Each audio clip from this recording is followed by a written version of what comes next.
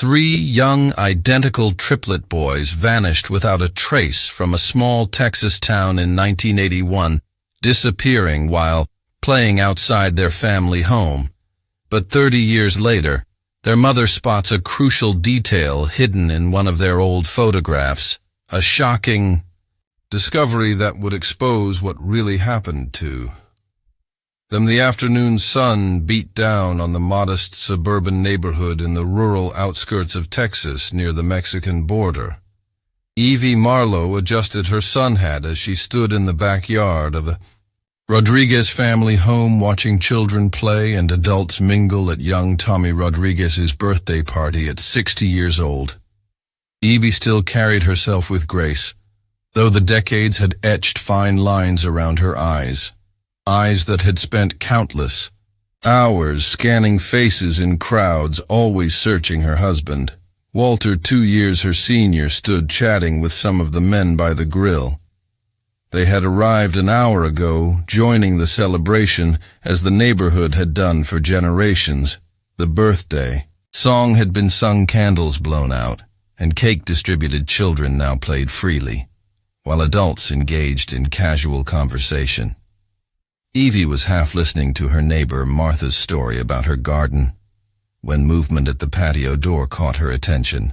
A man she didn't recognize stepped into the backyard holding the hand of a young boy around 8 years old. "Sorry we're late," the man announced to no one in particular. "Something happened at home." The boy immediately broke free from his father's grip and darted toward the other children playing in the yard. As he ran past, Evie froze. The child wore green checkered overalls with bright yellow straps over a long-sleeved shirt. His dark curly hair bounced as a moved. Something about the combination struck Evie like a physical blow. Without excusing herself from the conversation, she moved quickly across the yard. Her heart hammering in her chest, she reached out and grasped the boy's shoulder, turning him around to face her. "Where did you get those clothes?" she asked, her voice barely above a whisper. Her hand moved instinctively to touch his curly hair. The boy's eyes widened. In alarm, he twisted away from her grasp, andron toward his father. "Daddy, Daddy," he cried out, his voice high with fear.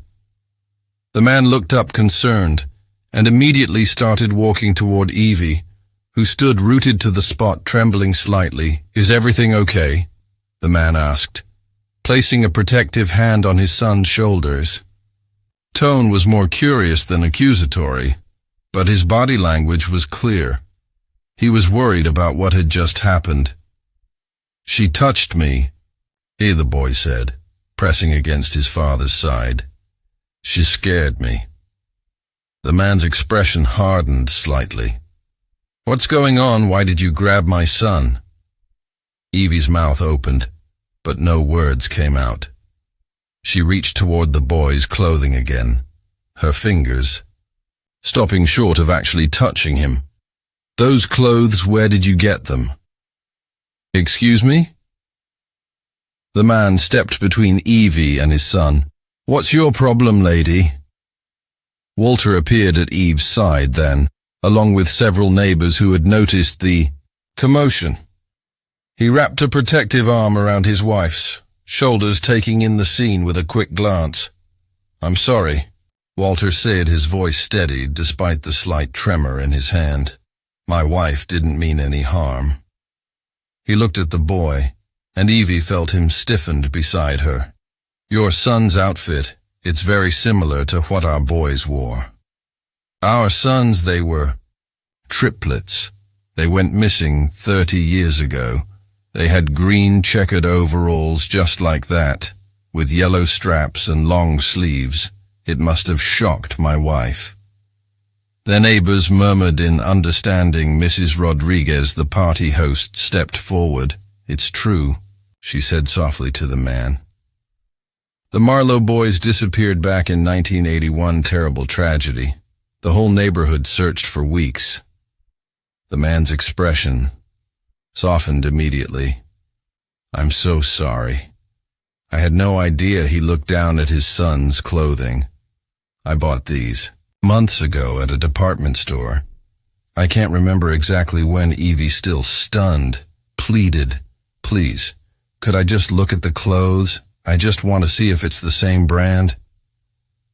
Walter gently held her back.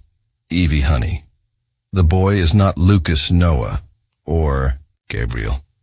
Let's not upset him further." He turned to the man. "I apologize for my wife. This has been difficult." Mrs. Rodriguez touched Eve's arm. "Eve, dear, you look so pale. Maybe you should go home and rest." Walter nodded gratefully. "Yes, I think that's best." He thanked the party host, excused them from the gathering, and nodded respectfully to the father and son. "I wish we had met under better circumstances. I'm truly sorry for upsetting your wife," the man said sincerely. "I honestly had no idea we're new to the neighborhood and thought attending the birthday party would be a nice way to meet everyone." "It's not your fault," Walter assured him. Walter guided Evie out of the backyard, supporting her as they walked the 3 blocks to their home. Once inside, he helped her to the sofa and went to the kitchen to make tea. When he returned, he helped her take a sip from the steaming cup. Eve's eyes filled with tears. "I didn't mean to scare that little boy," she said, her voice breaking. When I saw those clothes." Walter nodded, sitting beside her. "I know you had an anxiety attack. It's okay." "I can't forget them, Walter," Eve said, tears streaming down her face now. "Even after 30 years, Walter took her hand in his. They would be adults now, all 3 of them grown men." "I know," Evie whispered. "I feel so embarrassed always bringing up the past, making everyone uncomfortable." "We don't have to forget our sons," Walter said firmly. "I was shocked too when I saw that boy's clothes. They were so similar, green checkered overalls. Yellow straps, long sleeves." Evie sat up straighter. "I want to see their photos again. Walter Theone's where they're wearing those clothes." Walter hesitated. "They're in the box in the attic. We haven't opened it in over 20 years, please." Evie said, "If it will help me calm down." Walter sighed but nodded. "I'll get it for you." He disappeared up stairs, and Evie heard his footsteps overhead. Then the creak of the attic ladder. Several minutes later he returned, carrying a dusty cardboard box. He set it on the coffee table and wiped the dust off with a nearby hand towel. Together they opened the lid, revealing the carefully preserved belongings of their missing triplets.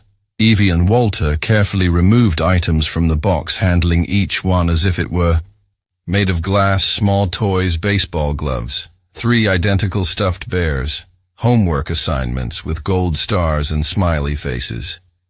Each object, a preserved moment from their son's truncated childhood. The photo album should be at the bottom. Walter said, his voice husky with emotion. "We packed it last." As they removed the final layer of memorabilia, the leather-bound album appeared. Walter lifted it gently and placed it on his lap. The cover was smooth from years of handling, though it hadn't been touched in decades.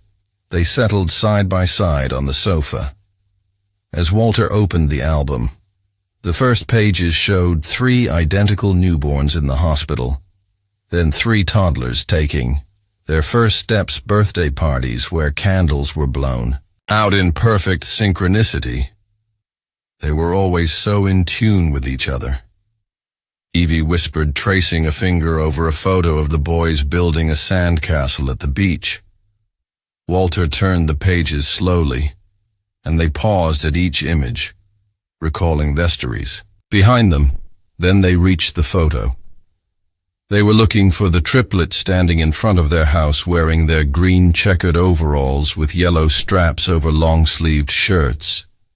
They were smiling, broadly, arms around each other's shoulders. This was taken the morning they disappeared, exactly an hour before they're gone, Walter said softly. Evie nodded and leaned closer, studying the overalls. Look, Walter, the boy at the party, his clothes were similar but different. The shade of green is different. Ours looked more vintage, while his was more modern and the checkered. Lines are thinner in our photo. Their straps are different too. Walter noted similar concept, but definitely not the same garments. Evie rubbed her eyes and sighed. I feel terrible about how I reacted to that poor boy and his father. What were their names? Again, Walter replied, The boy is Malvin and his father is Rowan. They're pretty new to the neighborhood, moved in about 3 months ago. I think I should apologize to them later, Evie said, shaking her head. I must have terrified that child. They continued looking at the photo, reminiscing about that final day. Walter smiled as Evie recounted how Gabriel had insisted on wearing his overalls backward until she convinced him otherwise, and how Noah had already managed to get a grass stain on his knee before breakfast as Walter poured himself another cup of tea. Evie suddenly poked his arm almost, causing him to spill. Walter, look at the background, she said urgently. Isn't that the Cadillac Lucas was such a big fan of? Walter set down the teapot and peered at the photo. In the background, partially visible at the edge of the frame, was the front section of a reddish-brown Cadillac parked across the street. You're right, he said. Slowly memories surfacing. Lucas was obsessed with cars, especially that one. The boys used to beg to look inside whenever they saw it. That's Mr. Howard Fielding's Cadillac. Evie, said her voice growing more intense there. School teacher. Remember how he rarely drove it? He told us it was his most cherished possession. Everyone in the school community knew about that car, Walter. Agreed, the kids thought it was the most amazing thing they'd ever seen. We were such a tight community back then, Eve murmured. Everyone knew each other, and Mr. Howard was such a kind man, the children adored him. She turned the photo over, checking for any notes, then back again, examining it more closely. Are you absolutely sure this image was taken on the day they disappeared? Yes. Why? Because Mer Howard had moved to a different town by then, Evie said, her brow furrowing. Remember how sad all the parents were? When he switched schools, the kids loved him so much, we threw him a farewell party at the school the day before he left. Walter frowned. I'm certain this was taken the morning of their disappearance. They disappeared in the afternoon. But that's strange, Evie insisted.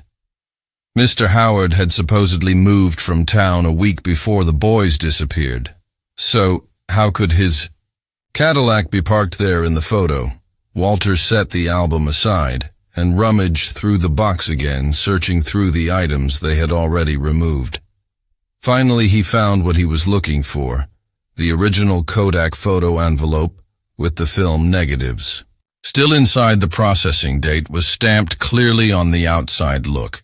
He said, showing Evie the date, this confirms it. The film was developed 2 days after they disappeared. These were definitely taken that morning. Evie rubbed her arms suddenly, chilled. Despite the warm air in the room, if that was really Mr. Howard's car, then he might have seen something suspicious in the neighborhood that day. The police would have questioned him. She paused, thinking, but they never mentioned interviewing the teacher. Which means he must have truly been gone before the boys disappeared. Walter noticed Eve's increasing agitation and placed a gentle hand on her shoulder. Evie, it could be a coincidence. It might not even be Mr. Howard's Cadillac. It could have belonged to anyone, but I don't remember anyone else in the neighborhood who had a Cadillac, Evie countered. We were very close with everyone we would have known. Maybe it didn't belong to a local, Walter suggested reasonably. It could have been a visitor to one. Of the neighbors, you shouldn't overthink this, honey. The police examined all our family photos, including this one. They questioned everyone and followed all leads. If it had been Mr. Howard's Cadillac, they would have noticed the license plate and confirmed. It to us. Evie took a deep breath as Walter urged, accepting another sip of tea from the cup he offered. The warmth seemed to calm her slightly. "You're right," she said, finally. "It's probably nothing." Walter nodded in relief and closed the photo album. Evie had removed the photo, wanting to keep it close together. They began gently returning the items to the box each moment. Oh, a fragment of the lives their sons had lived, and the futures they were meant to have after packing everything back into the box. Walter glanced at the ornate clock on the mantel and jumped to his feet. "Good Lord, I completely lost track of time. I have my checkup appointment today at 11:50 a.m. and it's already 11:30. It's Saturday, and the clinic only opens until 100 p.m. Yves looked up from the photo album, surprised. "I totally forgot to remind you, Dr. Matthews doesn't like it." When patients are late, she quickly helped Walter gather what he needed: his health insurance card, the list of medications he was taking, and the journal where he'd been recording his blood pressure readings. Within 5 minutes, Walter was ready to leave. "Are you sure you'll be okay by yourself?" he asked, pausing at the door. "I'll be fine," Evie assured him. "I'll make some lunch, maybe take a nap this afternoon, and I'll have dinner ready when you get back. Don't worry about me." Walter nodded, kissed her cheek, and hurried out to the car. After he left, Evie went to their bedroom and picked up her phone from the nightstand. There was a text message from Louise Mitchell, an old friend who had worked at the school board for nearly 3 decades before. "Retiring annual school district retiree reunion coming up next month. Hope to see you and Walter there. We miss you both." Evie sat on the edge of the bed, staring at the message. Louise would have known Howard Fielding professionally. She might have information about him. Though Eve, he didn't want to suspect Mr. Howard. He had been such a kind and wonderful teacher, especially good with children. She couldn't shake the strange feeling and questions that had settled over her since spotting the Cadillac. In the photograph, impulsively, she tapped Lewis's contact information and called Harry V. "What a wonderful surprise," Louise answered warmly. "Did you get my text about the reunion?" "I did." "Yes, Walter and I will try to make it." Evie said, "How have you been?" Louise: "It's been too long." They spent several minutes catching up, exchanging news about mutual friends and sharing updates about their health and families. Finally, Evie steered the conversation toward her real reason for calling Louise. "Do you remember Mr. Howard Fielding? He taught at Oakage Elementary back in the early 80s. Howard, of course, I remember him, such a talented teacher. The children and parents adored him." "Do you know where he is now?" Evie asked, trying to sound casual. "I remember he moved out of town, but I can't recall exactly where he went." There was a pause on the line, actually. "Evie, I think you've got it wrong. Howard never continued teaching, at least not in the public school system. He never filed any transfer papers to another district or state." Eve sat up straighter. "He didn't, but we had a farewell party for him. He told everyone he was moving to teach at another school. That's not how it happened. Maybe he was just joking when he said that. You know how he was." Louise said, "From what?" "I've heard he moved to a remote area in Texas and started a private charity farm for immigrant children." "A farm?" Evie repeated, confused. "I always thought he moved to a different state to teach." "No, nothing like that," Louise assured her. "Wait, someone mentioned the name of his place to me a few months ago. Let me think." There was silence for a moment. "I remember now. It's called Howard's Haven for Hope." "Howard's Haven for Hope," Evie repeated, committing the name to memory. "Why are you suddenly asking about Howard?" Louise inquired. Evie hesitated. "I just remembered he had a Cadillac, and I saw a similar Cadillac in an old family picture." "Oh yes, he did have that beautiful Cadillac," Louise confirmed, "but he rarely took it out for a drive. He preferred to use his other car for daily travel, that Cadillac was his pride and joy, more of a showpiece than transportation. "Do you remember exactly when Howard left town?" Evie asked, her heart beating faster. Louise sighed. "It was so long ago, Evie, I really couldn't say for certain."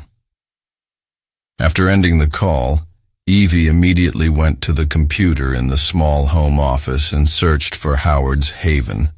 For hope, she found a simple website with minimal information. The homepage banner showed smiling young men and boys working on a farm. Most appeared to be of Spanish or Mexican heritage, with dark hair and tanned skin.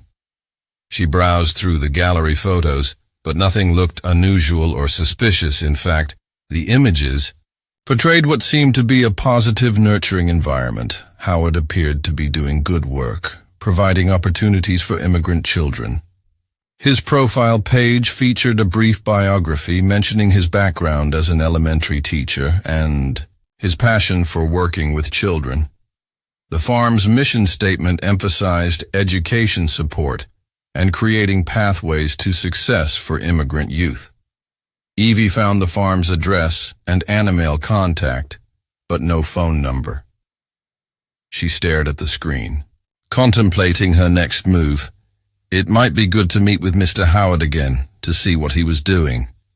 Now perhaps she could show him the picture and ask if the Cadillac was his. Checking the clock, 11:45 a.m. Evie realized she could still make it to the address today. It was only a 90-minute drive if she left soon. She could reach the farm by early afternoon with plenty of daylight remaining. She picked up her phone and called Walter at the clinic.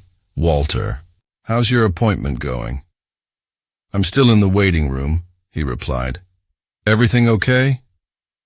"Yes, but I found some interesting information." Evie explained what Louise had told her about Howard's farm. "I'd like to go there today, Walter. Would you come with me?" There was a pause. "I don't know, Evie. I'm a bit worried about you. You seem fixated on this Cadillac." "Coincidence. I'm fine," she assured him. "I don't want to overthink this or have bad feelings toward Mr. Howard. He was always so kind. The charity farm looks interesting, and it would be nice to catch up with him after all these years." "All right," Walter agreed, "but we should call him first. Let him know we're coming. I didn't find a phone number, just an email address. I'll send a message, thought. They might not see it before we arrive." They agreed to meet at the clinic. Since it was on the way to the farm, Walter would finish his appointment, and Evie would take the bus to meet him there. "I'll leave right away," Evie said, already reaching for her purse. "See you soon." Evie left the house with a sense of purpose, locking the door behind her and walking briskly to the bus stop 3 blocks away. The Texas heat was building as the day progressed, and she was grateful when the bus arrived, just as she reached the stop. The 15-minute ride to the medical clinic passed quickly as Eve's mind churned with questions about Howard Fielding and his Cadillac. As she stepped off the bus, a young woman in a straw hat and bright yellow t-shirt thrust a colorful flyer into her hand. "County Agricultural Fair this week," the woman announced cheerfully. Before moving on to the next disembarking passenger, Evie glanced at the flyer as she walked toward the clinic.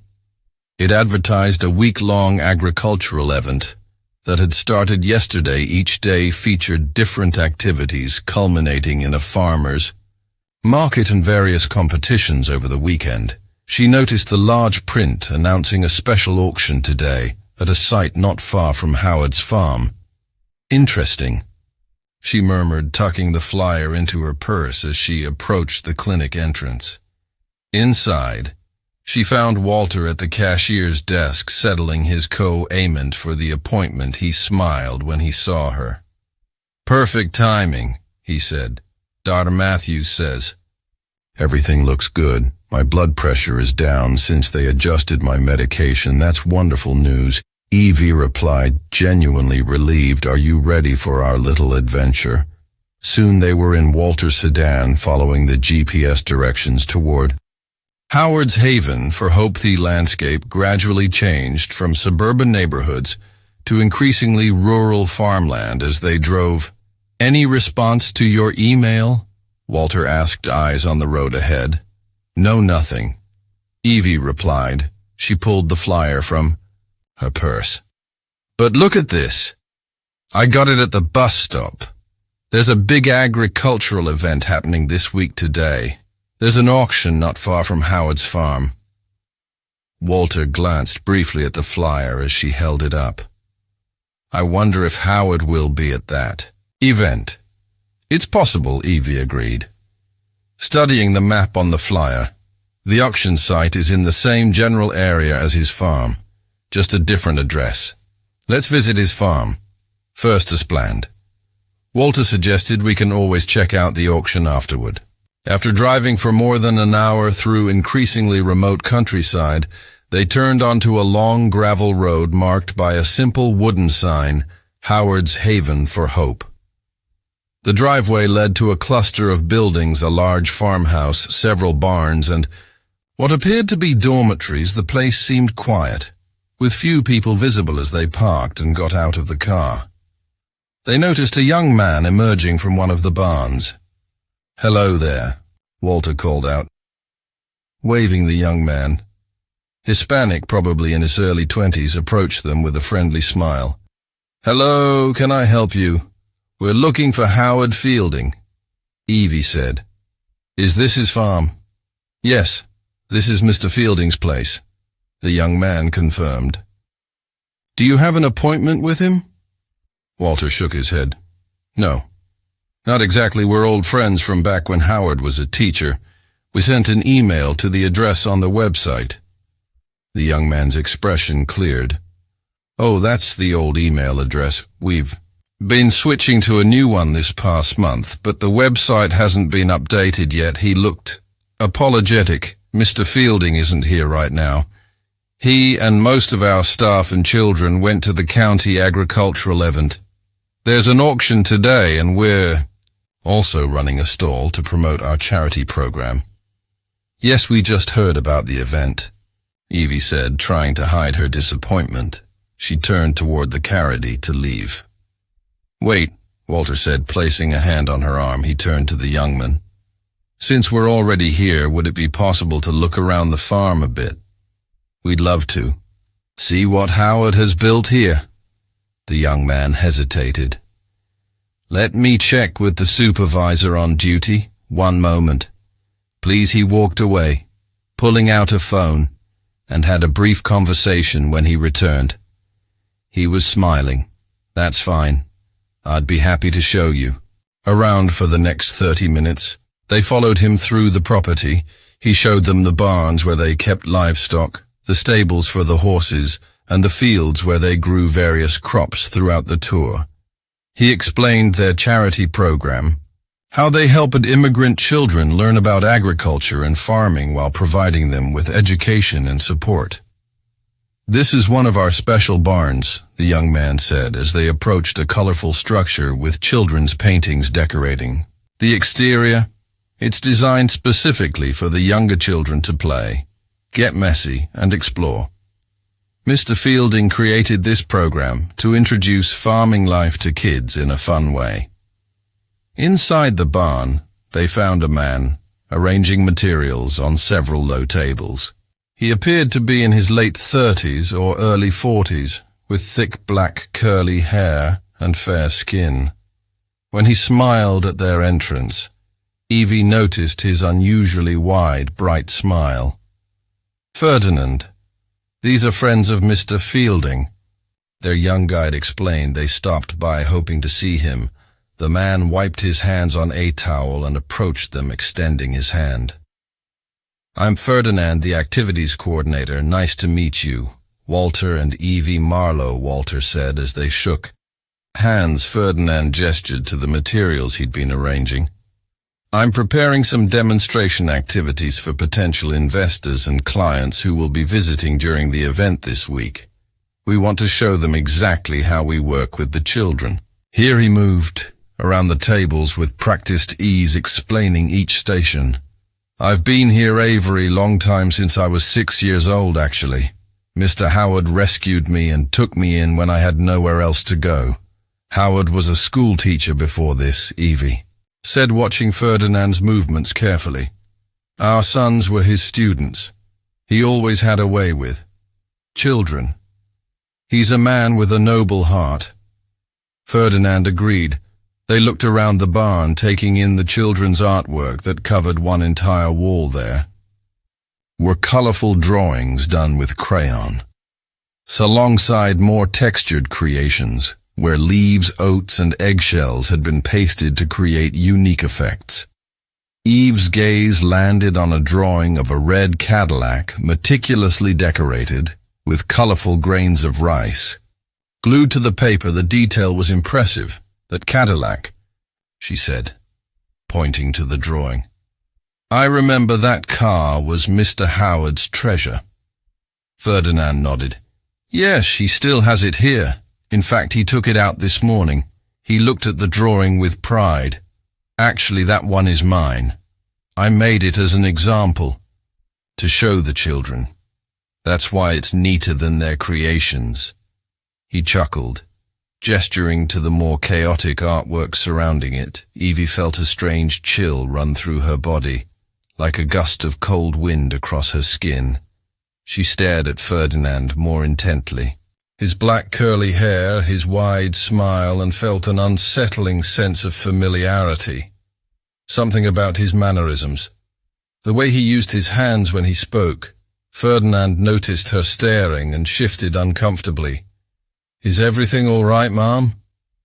Walter placed a subtle hand on Eve's back, a gentle warning. Yes, yes. Evie said quickly, I'm sorry, it's just all these children's crafts. They reminded me of my boys when they were young. She hesitated, then asked, Do you have any siblings? Ferdinand. Evie? Walter said in a low, cautioning voice. Ferdinand chuckled. Awkwardly. Yes, I do. Actually, my brother's at the event today. With Mr. Howard. He checked his watch. You should check it out. If you have the time. There's going to be a children's performance and an auction. They thanked Ferdinand for his time, and their young guide led them back toward the entrance of the property as they walked. Evie looked back once again. Her mind raced with possibilities and questions she couldn't yet articulate when they reached their cart. Hay thanked the young staff member for the tour. Eve's hands trembled slightly as she fastened her seatbelt, her thoughts consumed by the man with a curly black hair and wide smile who had been rescued by Howard Fielding at the age of 6. Inside the car, Walter started the engine and checked the GPS on his phone. The auction site is only 20 minutes from here. He said, Should we go? Absolutely, Evie replied, her voice tense with excitement. I need to speak with Mr. Howard as they drove down the dusty country road. Walter glanced at his wife, Evie. Why did you ask Ferdinand such personal questions about whether he had siblings? Evie stared out the window, watching the farmland roll by. I just had this strange feeling when I saw that Cadillac drawing he made, and then his hair and his smile. She turned to face Walter. They looked like Lucas. Walter shook his head. Evie, you can't possibly think that they look very different. Just because of the hair color and curls and the smile doesn't mean. No, I know, Evie interrupted. I'm sorry. I didn't mean to be inappropriate. It's just something about him felt familiar. Walter patted her hand reassuringly, but said nothing more. The rest of the short drive passed in silence. Both lost in their own thoughts, they arrived at the county fairgrounds where the agricultural event was being held. Colorful tents and booths lined the perimeter of a large field with farm equipment displays in the center. The place was crowded with farmers, ranchers, and families enjoying the festivities. No auction happening right now. Walter observed, checking the schedule posted. Near the entrance, looks like it had passed. They walked through the fairgrounds, stopping occasionally to look at displays of prized livestock and agricultural innovations. After about 10 minutes, they spotted a white tent with a blue banner reading, "Howard's Haven for Hope," stretched across the top as they approached. Eve's breath caught in her throat. There, speaking with a couple who appeared to be potential donors, was Howard Fielding. Though 3 decades had passed, she recognized him immediately.